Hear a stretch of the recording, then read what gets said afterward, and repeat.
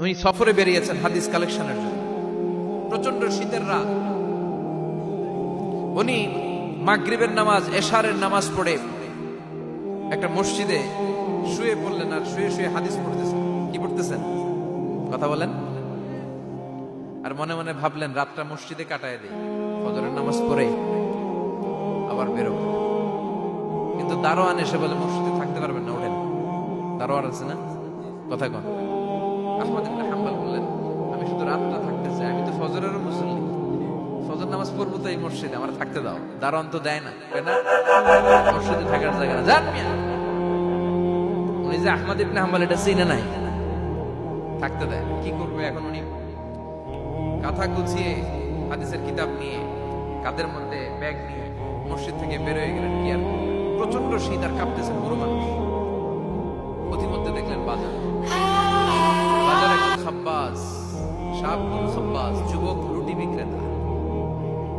সে রুটি বিক্রি করে, চুলার মধ্যে রুটি সেকে। সে যে সালাম দিল, আসসালামু আলাইকুম। যুবক বলে ওয়ালাইকুম আসসালাম।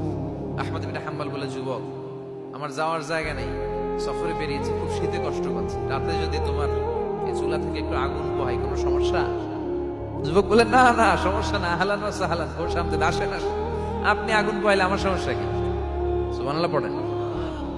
আল্লাহ শুকরিয়া করে উনি বসলেন আর আগুন পোহাচ্ছেন। আর খেয়াল করলেন যুবক রুটি বানায় আর পরে আস্তাগফিরুল্লাহ, রুটির দলা বানায় পরে আস্তাগফিরুল্লাহ, খামির বানায় আর পরে আস্তাগফিরুল্লাহ, রুটি নিয়ে উনুনের ভিতরে চুলার ভিতরে সেকা দেয় আর পরে আস্তাগফিরুল্লাহ, দোকানদারের কাছে কেউ আসলেই সে রুটি দেয় আর পরে আস্তাগফিরুল্লাহ, ক্রেতার কাছ থেকে টাকা নিয়ে ক্যাশ বক্সে রাখে আর কি পড়ে, আবার রুটি বানানো শুরু করে আর কি পড়ে, খালি এইটাই পড়তেছে। ইমাম আহমদ ইবনে হাম্বল তো অবাক, কিরে এটা আবার কেমন যুবক, খালি আস্তাগফিরুল্লাহ। উনি প্রশ্ন করলেন, যুবক ঘটনা কি?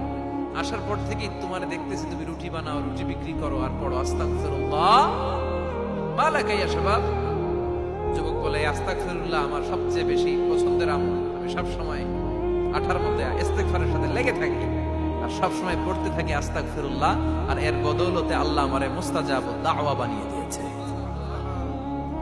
আহমদ ইবনে হাম্বল তো অবাক, আনতা মুস্তাজাবুদ দাওয়া, তুমি মুস্তাজাবুদ দাওয়া, রুটিওয়ালা।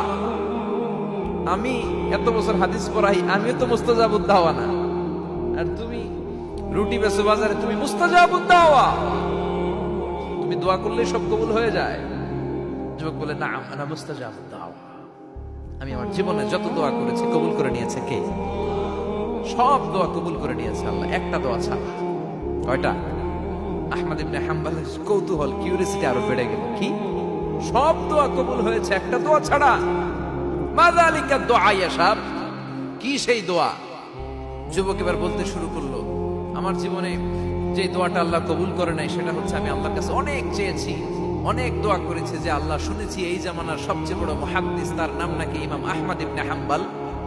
আল্লাহ তোমার কাছে আমার চাওয়া, আমি যেন এই ইমাম আহমদ ইবনে হাম্বলরে দেখে মরতে পারি, আমি যেন ইমাম আহমদ ইবনে হাম্বলের হাতে হাত রেখে মুসাফা করতে পারি আর তার কপালে একটা চুমু এঁকে দিতে পারি।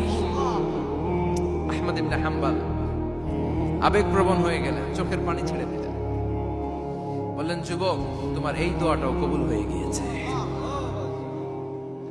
আহমদ ইবনে হাম্বলের দেখা সাক্ষাৎ পাওয়ার জন্য আহমদ ইবনে হাম্বলের বাড়িতে তোমার যাওয়ার দরকার নেই, আহমদ ইবনে হাম্বল তোমার দরবারে ছুটে এসেছে। আনা আহমদ ইবনে হাম্বল মুহাদ্দিসুদ দাহর, আমি নিজেই আহমদ ইবনে হাম্বল। যুবক চোখের পানি ছেড়ে দেয়, আহমদ ইবনে হাম্বল চোখের পানি ছেড়ে দেয়।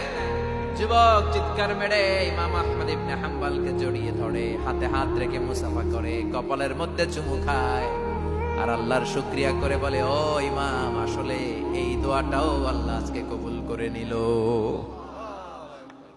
বিশ্বাস হয় সবসময় ইস্তেগফার করলে আপনার দোয়াগুলোর এইভাবে কবুল করে নিবে কে?